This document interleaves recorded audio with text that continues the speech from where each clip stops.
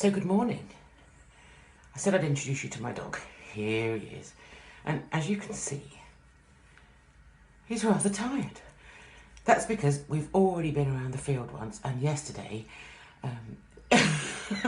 well done, bud. I'll pop him down now so he can get back to sleep. Yesterday we had a really long walk, and that was in the afternoon. So this morning, gotta be honest, I did struggle getting out of bed this morning. I was really tired. Anyway, got up, did the field with the dog. Nice, marching it out. And home, had a berry shake this morning, made one for my daughter as well. And shortly I'll be heading off to work for my food tasting. So once again, I'm going to eat a minimum of that. And I was with a friend last night. We were talking about what I eat and how I eat it and all the sorts of things that I'm doing. And so she said to me, well, so what do you put in these shakes? So I said, well, I put in 25 kilograms of protein powder. And she... I'm not very good with grams and kilograms and all that sort of things. I prefer to be with ounces and pounds and that sort of thing. She said to me, God, George, no wonder you're not hungry. Anyway, I'm not hungry. I really am not. And Tracy, do not be alarmed. I'm not eating 25 grams of protein powder in my shake. God, I'd have to have a cement mixer in the front garden. No, I am only having 25 grams of protein powder in my shakes.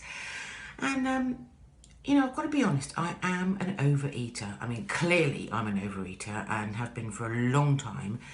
And I've sort of got distorted with portion sizes, and I've got distorted with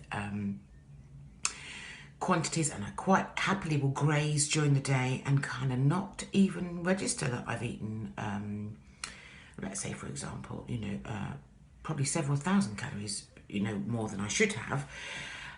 It's not unheard of for me to eat a whole chocolate Easter egg in one go.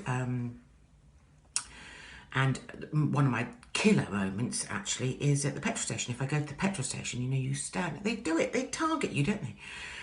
You stand next to the chocolates as you're lining up to pay, and I've actually got a friend who sends her husband to fill her car with petrol, which is clever on a couple of levels, because clearly he pays for it as well. But,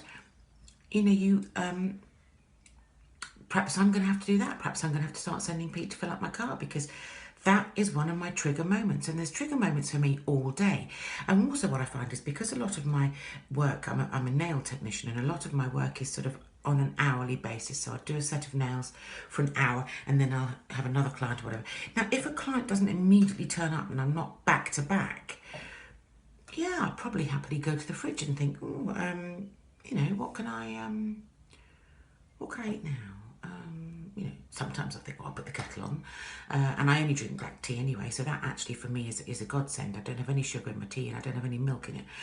But I'm still, even though I'm not eating anything, I'm still having these trigger thoughts, and they come a lot. And when you start to listen to them and not act upon them, then you sort of become aware. You sort of have this awareness around your eating.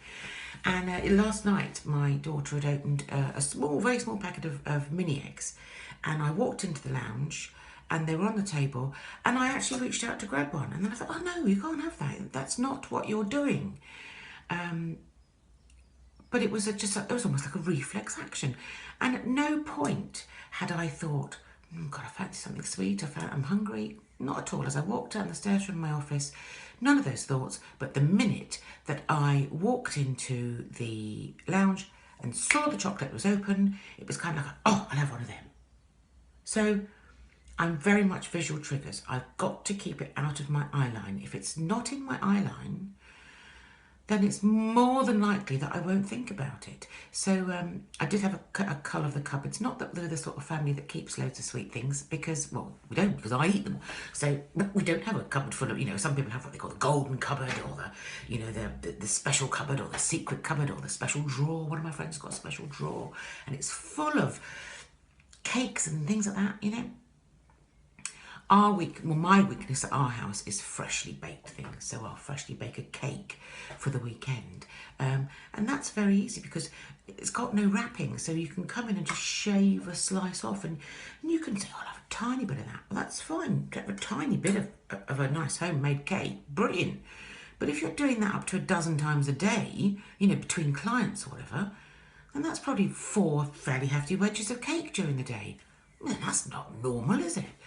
So if it's not on the side and it's not in my cupboards, and my fridge is the fridge of somebody, my fridge is the fridge of an Olympian currently because it's full of lots of goodness, all those sorts of great things.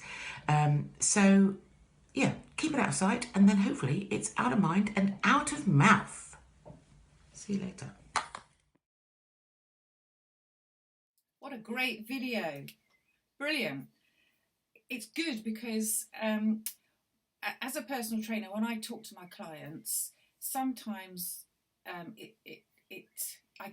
feel that sometimes I come across as I tell people what to do. Well, I obviously don't want to tell you what to do, because if I tell you what to do, nobody likes being told what to do. So my job is to try to help people to make their own minds up, find out what it is that's causing them problems, or what their trigger points are that mean that they say overeat or they overindulge and that sort of thing. And Georgie has brilliantly found her own triggers. The trigger is going to the petrol station, eating, just seeing something and then putting it in her mouth and then thinking, oh, I shouldn't have done that, or maybe not even realising that she's done it. And by the things that she's done so far, by she's cleaned out the house of all the bits and pieces that might tempt her. She's got a fridge full of lovely fresh stuff which would feed an Olympian. I would suggest that she keeps fresh fruit or crudité in there, that she could just go in and like fresh fruit, something like strawberries or blueberries. So she can, if she wants, she's feeling a bit peckish, and that she can satisfy a sweet tooth with some. Much better than slicing off that piece of cake. Now, Georgie does love to bake. I wouldn't like to take that away from her at all. So if friends, if you would like Georgie to bake you a cake, ask her. I'm sure she'd be delighted to, because she loves to cook, and she is Georgie expresses her love for her friends and those people around her by cooking. It's an extension of her love, so I'm sure she won't have a problem cooking, but just make sure you take it away before you, and no testing it. Now, Georgie, his other trigger point that she's realised what she's doing is when she sees food, she gets hungry. Now, I tend to call that you're eating with your eyes. You see something, you want it. Your eyes stimulate your appetite. Hunger, if you've got real hunger, your hunger tells you that you're hungry. But if you're feeling fine and the next thing you see something and you want it, you're not really hungry. Your eyes have stimulated your appetite. So there, it's to accept that sometimes you're going to see something, but ask yourself the questions. And again, Georgie really brilliantly said the words listen, mindful and awareness. She's listening to herself, and she's being mindful now or when she sees something.